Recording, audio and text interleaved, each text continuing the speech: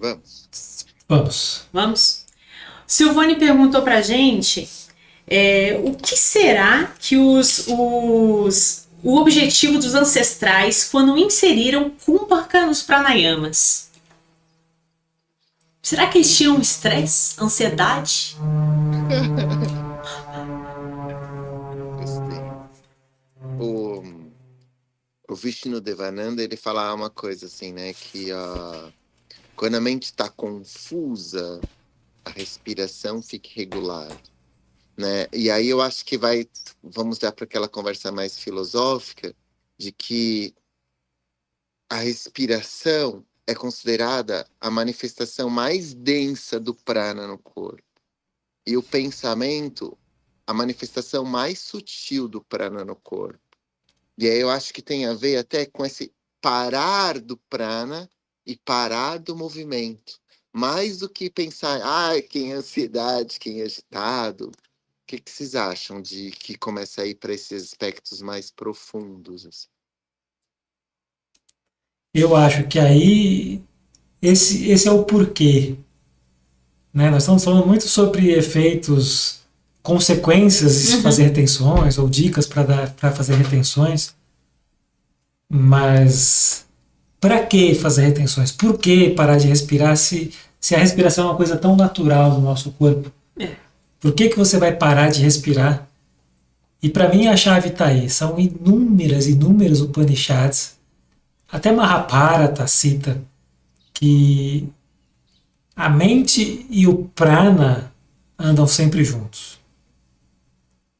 A mente e o prana, então se a mente está agitada, o prana está agitado. Se o prana está agitado, a mente está agitada.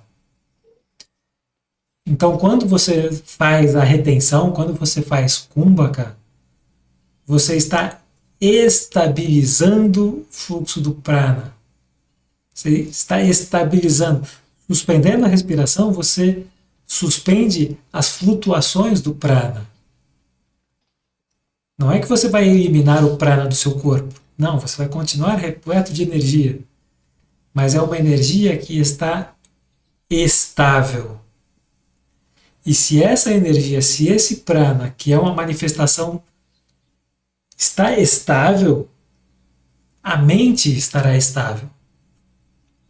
Então, se você quer suspender as instabilidades da mente, assim como o Patanjali ensina, como é que chama? Segundo o Sutra do Patanjali? Yoga-Chitta Vritti Niroda? Yoga-Chitta Vritti Niroda. Eu pensei que era teste oral agora, gente. Pra cá ela não precisa de teste porque ela tem colado na mão. Tudo cola, gente. Ó, eu não sabia, eu fui escrevendo na minha pele.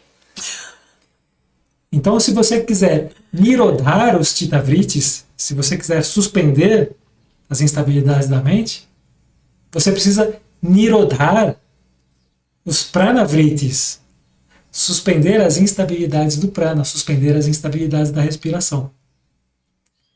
Então, isso, muito provavelmente, ele citou os mestres da antiguidade, foi uma coisa de percepção.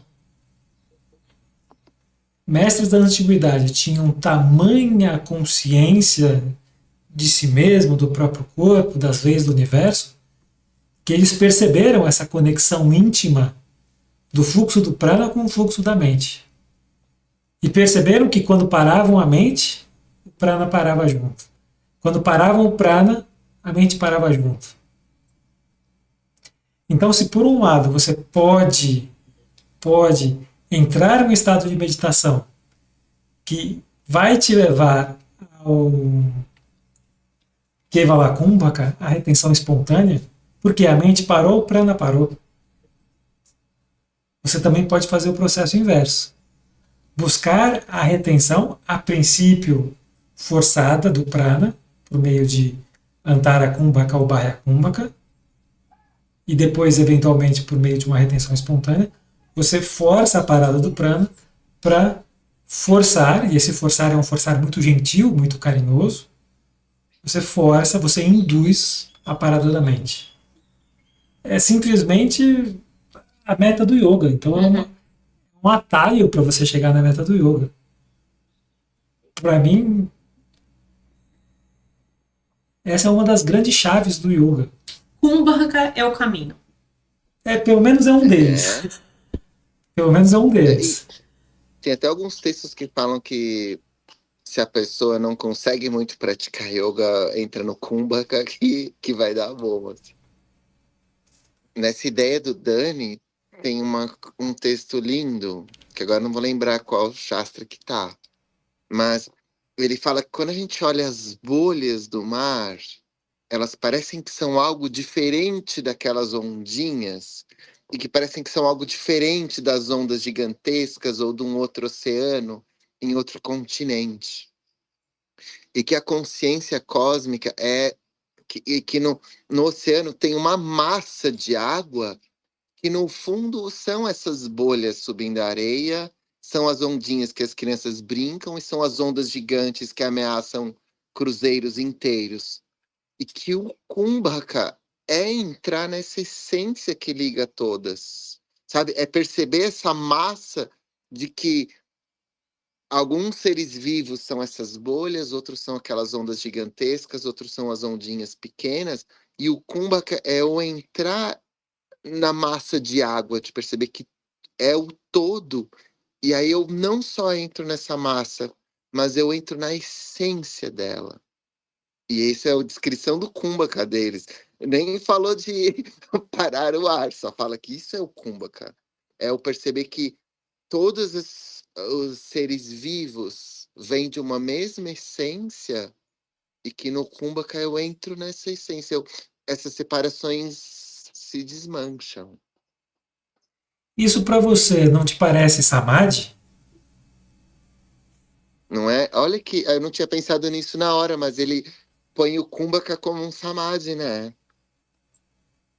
E no final tudo é água. No final tudo é água. Pô, isso leva para uma discussão filosófica assim incrível, né? Da percepção do todo em diferentes níveis de manifestação. Isso é um barato. É. E que louco, né? Por que será o Kumbhaka? Será que é isso de sair do ciclo, é quebrar o ciclo, é mergulhar nessa parada? Agora eu que estou fazendo a pergunta, né? Porque, sabe, quando ele fala do Kumbhaka, é um parar, né? Será que se o Kumbhaka representa esse ciclo de início, existência e fim, como a respiração de Brahma, a respiração, são os ciclos do universo, o Kumbhaka é falar, calma, agora eu não tô aí nessa bagunça, eu tô aqui. A impressão que eu tenho é que eu não sei se você chegou a mencionar qual texto é esse. Eu não Ele não me. lembra. Eu vou olhar aqui na minha colinha, mas Não, eu acho. Será que é no Shiva Gita ou no Yoga Vasista? Vasista? Não, não é. independentemente disso, me parece que isso é uma referência a Kevalakambhaka, Uhum. que é Kevalakambhaka é uma consequência da estabilização mental. E essa estabilização mental normalmente é advinda de Samadhi, e aqui Samadhi eu estou falando de Yama, Niyama, Asana, Pranayama, Pratyahara, Dharana, Dhyana e Samadhi. A última técnica prescrita por Patanjali, que é a identificação plena como objeto de meditação. Então, quando você consegue essa identificação plena, a sua mente, por um instante, deixa de funcionar como mente. A sua mente passa a funcionar como um cristal revelando a pureza, a essência daquilo que tem dentro de você. E aí, aquilo que tem dentro de você, esse que o Patanjali se refere como Drashtu, o observador, o eu interior, esse observador é essa essência que mantém as bolhas do mar e as ondas e as marolas e tudo isso de forma coesa e se apresentando em diferentes manifestações. Ou seja, é o todo, é a plenitude. Então, para mim é por aí. Purnamada. É uma da Ah, que legal. plenitude. É. Por mim, a linha de raciocínio é essa, tá? E aí eu achei genial o pessoal ter escolhido Kumbhaka para falar no podcast de hoje, porque é um dos temas que mais me fascinam, porque é um tema que está intimamente ligado com a aquele lugar onde eu quero chegar no yoga. Quando o Dani falou dos 8 angas de Patanjali, eu lembrei também de um texto que os 4 primeiros angas ali que formam Hatha Yoga, né? Pratyahara, Yama Niyama, Asana e Pranayama. Aí tem E o 3. Hatha, não, Yama, Aí você fez assim e Yama, ficou 3. Niyama, Mas tudo bem. Asana e Pranayama. Tá. Eu faço isso. Nossa, gente, vamos fazer 4 coisas hoje. Às vezes É escapa. maluco mesmo, gente. Liga não. É normal. Não, que lembra a história do Ra ser o Sol e o Ta ser a Lua. Aí eu fui pesquisar sobre Pranayama e sobre Kumbhaka, né? E olha que eu achei que legal, que o Ra, sendo o Sol, faz uma alusão ao Prana. E o Ta, sendo a Lua, faz alusão ao Apana. Então eu quero... O Apana, a gente já falou disso em outro podcast, vão assistir os outros. De que o Apana é aquela Vayu, né, aquela de subdivisão do Prana, que ela expele, ela põe as coisas para fora. E o Prana é aquele que acolhe, né, que traz as coisas. E aí o Prana sobe, né, e o Apana desce. E aí ele fala do Hatha Yoga, que o objetivo de chegar ali no Pranayama... acho que por isso que eu fiz 3, porque eu esqueci de falar do Pranayama, ou falei, né? Yama, Niyama, Asana e Pranayama. Bom, vai lá. E aí, quando eu faço a retenção, o Kumbhaka, eu paro esses 2 movimentos de prana e apana, do Sol e da Lua, e aí eles se juntam em Sushumna. Porque alguns textos dizem que Sushumna não flui o prana, que só flui o prana quando eu entro plenamente em Kumbhaka. E aí, essas 2 energias opostas, elas se movimentam no contrário, né? E aí, sim, elas entram em Sushumna. E o Kumbhaka é provocar esse movimento de evolução no caminho para o Samadhi. É como se fosse o primeiro passo. No Kumbhaka bem feito, aí sim vai começar todo o processo da energia subir pelo eixo central. Nós estamos até vendo a imagem dos 5 tipos de prana, né, dos 5 vaios. Acho que alguns viram aqui que o prana está com a seta para cima, do peito em direção à garganta, e o apana está com a seta para baixo, do abdômen em direção ao ânus. Só para exemplificar aqui o que você estava comentando. De forçar os movimentos contrários, né? E aí criar essa evolução, que é uma outra forma também de associar o Kumbhaka com o Samadhi, com essa prática mais profunda. E tem outra coisa linda, que quando... Deixa eu fazer um comentário sobre isso que você falou, para não... Por favor. É sobre esse tema ainda, não? É sobre esse tema ainda. Não, então manda ver. Desculpa. Não, que o prana sendo o Sol e o apana sendo a Lua, eu tô falando que existem dentro de mim aquilo que existe fora, né, no universo. Que o Sol tá lá no universo, a Lua tá lá no universo. E aí eu tô mexendo aqui com eles dentro de mim, de novo, fazendo essa associação de tudo que está lá está aqui. O que não está aqui não está em lugar nenhum. O Thiago sempre dá um jeito de colocar essa frase dentro de todos podem ver, gente. Vejam os outros podcasts, ele vai conseguir. Vai forçar ainda, mano. Vai forçar. Coloca na próxima camiseta.